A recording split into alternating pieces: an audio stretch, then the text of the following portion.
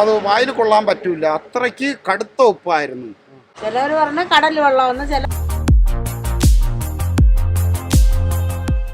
അല്ലാതെ ഒരുപാട് ബുദ്ധിമുട്ടുണ്ടായിരുന്നു വെള്ളത്തിന്. തുണി കഴിയാലും സ്വാപ്പ് പതയണില്ല, അങ്ങനെയൊക്കെ ഉള്ള ഇതുണ്ടായിരുന്നു. കുളിക്കുമ്പോൾ ഒരുമാതിരി ചവിരി പോലെ തലയൊക്കെ, അങ്ങനെ ബുദ്ധിമുട്ടുണ്ടായിരുന്നു. വലിയ പ്രയാസം തന്നെയായിരുന്നു. അത് അത് അത് കുടിച്ചിറക്കുമ്പോൾ തൊണ്ടയ്ക്ക് തന്നെ ഒരു ബുദ്ധിമുട്ട് വന്നു. അങ്ങനെ അത്രയ്ക്കും ബുദ്ധിമുട്ടായിരുന്നു. കുറേ നാളതുണ്ടായിരുന്നു. അവരെന്തെങ്കിലും ചെയ്യുമായിരിക്കും. നമ്മളിനി ആരോടും പരാതി പറയാനായിട്ട് ആരോടും പരാതി പറയാനില്ല. ബുദ്ധിമുട്ട് വരുമ്പോഴത്തേക്ക് ഇതൊക്കെ തന്നെ ചെയ്യുന്നു. ഒട്ടുമേ കഴിക്കാൻ പറ്റിയില്ല. ആൾക്കാർ വന്ന് അടുത്ത് കിണറ്റിൽ വന്നിട്ടാണ് ഈ വെള്ളം ഉപയോഗിച്ചത് വീട്ടാവശ്യത്തിനായിട്ട്.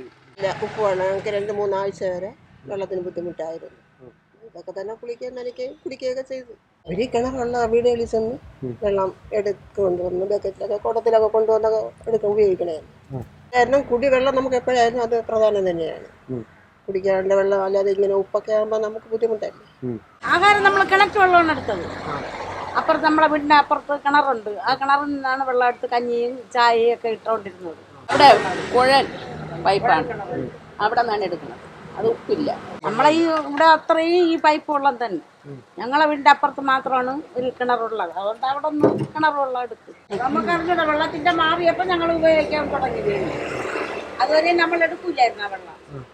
അപ്പുറത്തുനിന്ന് ഇപ്പുറത്തുനിന്ന് കിണറ്റ് വെള്ളം എടുത്താണ് ഉപയോഗിച്ചുകൊണ്ടിരുന്നത്. റോഡിലുള്ള പൈപ്പ് മൊത്തം ഇളക്കി പറക്കി അവർ കൊണ്ടുപോയി മാറ്റിക്കളഞ്ഞ്. കാരണം ഒരു പിച്ചക്കാരൻ റോഡ് വന്നു കഴിഞ്ഞാൽ അവർക്ക് ഒരു വെള്ളം ചിലപ്പോൾ സാധാ കടകളിൽ വന്ന് ചോദിക്കാൻ അവർക്ക് മടിക്കും. പക്ഷെ അങ്ങനെ വരെയുള്ള പൈപ്പുകൾ മൊത്തവും മുറിച്ച് അവർ മാറ്റിക്കളഞ്ഞ്. ഒരിടവും വച്ചിട്ടില്ല.